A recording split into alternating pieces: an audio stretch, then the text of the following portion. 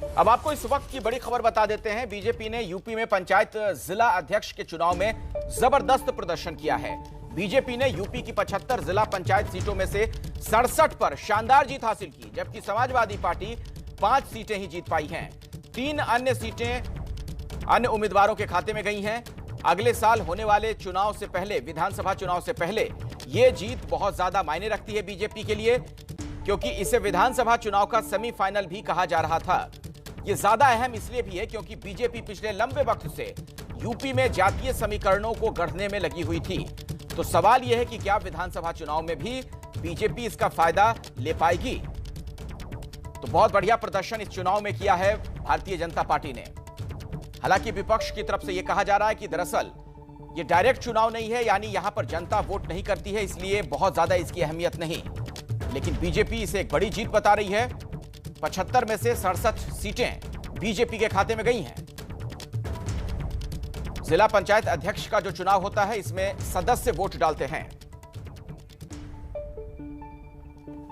अब हम आपको इस टैली के जरिए बताते हैं कि ये आंकड़े आखिर क्या कहते हैं। आप देख रहे हैं जिला पंचायत अध्यक्ष में कुल जो 75 सीटों पर मतदान हुआ है, उसमें 67 सीटें गई हैं बीजेपी के खाते में, जिनमें 65 उनकी अपनी सीटें और 2 उनके समर्थित उम्मीदवार थे, ऐसा कहा जा रहा है। जबकि समाजवादी पार्टी के खाते में 6 सीटें जाते गई हैं। अब अवध इलाके में आप देखिए 21 में से 19 सीटें बीजेपी को मिली, जबकि समाजवादी पार्टी को 2 सीटें। जबकि पूर्वांचल में 21 में से 16 सीटें बीजेपी को और समाजवादी पार्टी को 3, अन्य के खाते में 2 सीटें गई हैं। बुंदेलखंड की बात की जाए तो यहां 7 में से 7 सीटें बीजेपी को मिली हैं। जिला पंचायत अध्यक्ष का जो चुनाव हुआ है, आपके सामने ये तमाम आंकड़े हैं और आप देख सकते हैं बीजेपी की कैसे बम्पर जीत हुई है।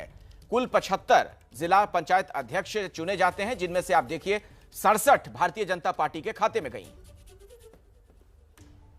मेरे सामने एक भी भाजपा का प्रत्याशी नहीं गया, वो मेरे साथ बैठी और ये सब जानबूझ के हुआ। मैं चिल्लाती रही, सुनो रिंगती गई, मैं चिल्लाती रही, किसी ने भी नहीं मेरी सुनी। ये रुचि यादव हैं। फिरोजाबाद से समाजवादी पार्टी की जिला पंचायत अध्यक्ष की प्रत्याशी थी। चुनाव का नतीजा आने के बाद रोने लगी। मेरे सामने एक भी भाजपा का प्रत्याशी नहीं गया, वो मेरे साथ बैठी और ये सब जानबूझ के हुआ। मैं चिल्लाती रही, सुनो रिंगती गई, मैं चिल्लाती रही, किसी ने भी नहीं मेरी सुनी। यूपी में जिला पंचायत अध्यक्ष चुनाव के जो नतीजे आए हैं, वो वाकई समाजवादी पार्टी को रुलाने वाले नतीजे हैं। इस चुनाव में कुल 75 सीटों में से बीजेपी ने 67 सीटों पर कब्जा कर लिया है। वहीं समाजवादी पार्टी को सिर्फ 6 सीटें मिली हैं, जबकि अन्य के खाते में 2 सीटें गई हैं। पंचायत जिला अध्यक्ष चुनाव के ये नतीजे बेहद अहम हैं, क्योंकि इस चुनाव को अगले साल होने वाले विधानसभा चुनाव का सेमीफाइनल माना जा रहा है। और हाल फिलहाल जिस तरह यूपी की सियासत में मुलाकातों की नई तस्वीरें दिख रही हैं, वो नए समीकरणों के बनने की संभावनाएं भी दिखा रही हैं।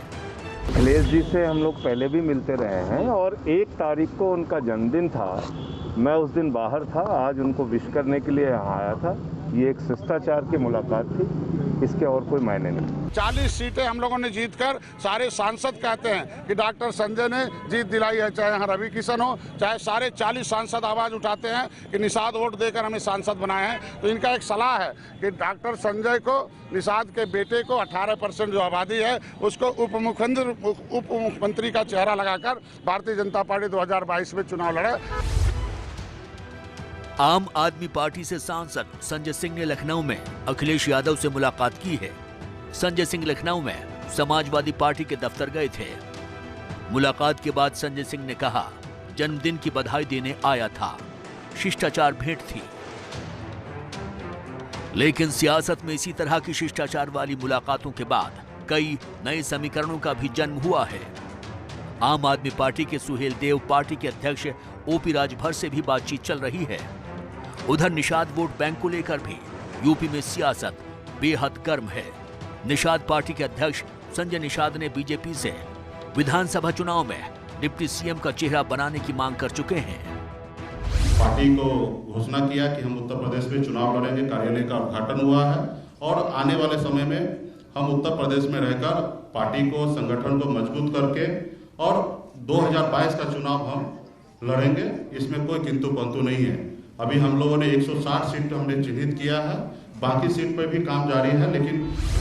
लेकिन संजय निषाद की ये मांग इतनी आसानी से मान ली जाएगी लगता नहीं है, क्योंकि बिहार में एनडीए के साथ ही वीआईपी ने यूपी में अपनी पार्टी लॉन्च कर दी है। वीआईपी के अध्यक्ष मुकेश सहनी ने कल ही लखनऊ में पार्टी कार्यालय का उद्घाटन किया है। एबीपी न्यूज से बातचीत करते हुए उन्होंने कहा कि यूपी में उनका गठबंधन उसी से होगा जो उन्हें आरक्षण देगा। दरअसल कहा जा रहा है कि निषाद पार्टी की काट के तौर पर मुकेश सहनी को बीजेपी यूपी में लेकर आई है। इसका कैसा असर होगा इसका पता तो चुनाव में ही चलेगा। आप देखिए कि ओबीसी में 76 जातियां हैं और ओबीसी मोस्ट ओबीसी मिला के 200 जातियां हैं। अब हर जातियों के अलग अलग लीडर हैं, तो अब आप कैसे ये मान के चल सकते हैं कि सारे के सारे लीडर जो हैं, हाँ, वो किसी एक ही पार्टी में रहेंगे? सबके अलग अलग महत्वाकांक्षाएं हैं, अलग अलग अपॉर्चुनिटीज़ हैं, उनको अपॉर्चुनिटी कहाँ पर मिल रही है ये वो देखते हैं। जब ये प्रॉब्लम इनके साथ है, सरकार बनाने की प्रॉब्लम नहीं, तो कैसे आप समझते हैं कि एकजुट हो जाएंगे? बीजेपी इस बार छोटी छोटी जातियों को अपनी तरफ आकर्षित करने की प्लानिंग कर रही है। अब ये प्रयोग कितना सफल होगा इस पर अभी कुछ कहना मुश्किल है।